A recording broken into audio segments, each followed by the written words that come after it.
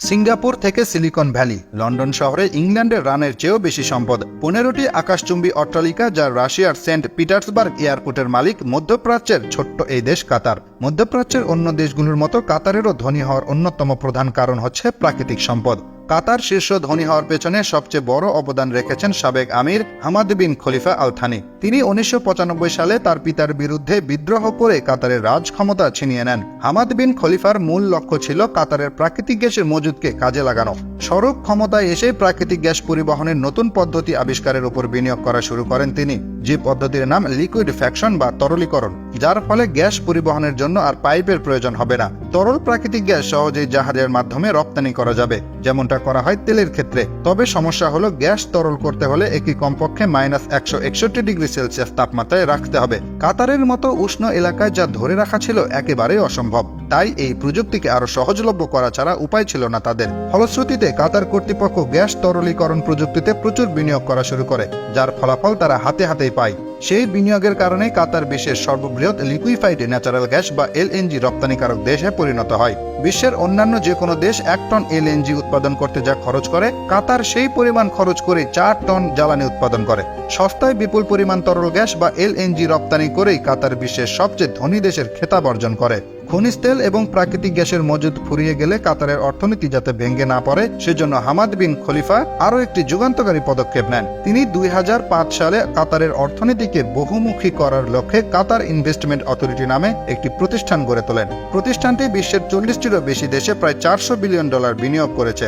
Singapore থেকে silicon valley কোনো জায়গা কাতারের ইনভেস্টমেন্ট অথরিটি থেকে বাদ পড়েনি।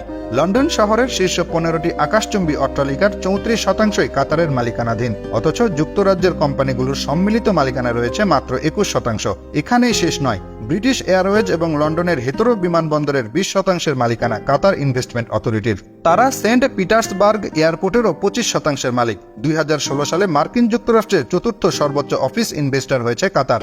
এসবের বাইরে কাতার ইনভেস্টমেন্ট অথরিটি বিশ্বের বিখ্যাত বেশ কয়েকটি বহুজাতিক কোম্পানির শেয়ার হোল্ডার। এই authority Italian luxury brand Valentino কিনে নিয়েছে।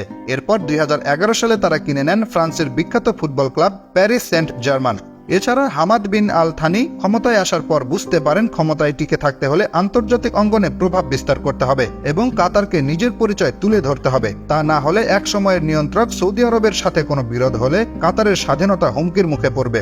তাই 2003 সালে সৌদি সরকার যখন মার্কিন যুক্তরাষ্ট্রকে তাদের সৈন্য নিয়ে যেতে অনুরোধ করে, কাতারে তখন অত্যন্ত বুদ্ধিমত্তার সাথে মার্কিন সৈন্যকে তাদের দেশে আমন্ত্রণ জানায়, যার কারণে কাতার প্রায় $1 বিলিয়ন খরচ করে মধ্যপ্রাচ্যে যুক্তরাষ্ট্রের সবচেয়ে বড় বিমান ঘাঁটি আল উদেইড তৈরি করা হয়। প্রায় 11,000-এরও বেশি মার্কিন সৈন্য বসবাস করেন সেখানে। এছাড়াও বিশ্ব জনমত গঠনে জোরালো ভূমিকা রাখতে কাতার সরকার প্রতিষ্ঠা করেছে আল জাজিরা মিডিয়া নেটওয়ার্ক। সারা পৃথিবী জুড়ে আল জাজিরার প্রায় 80টিরও বেশি নিউজ ব্যুরো রয়েছে।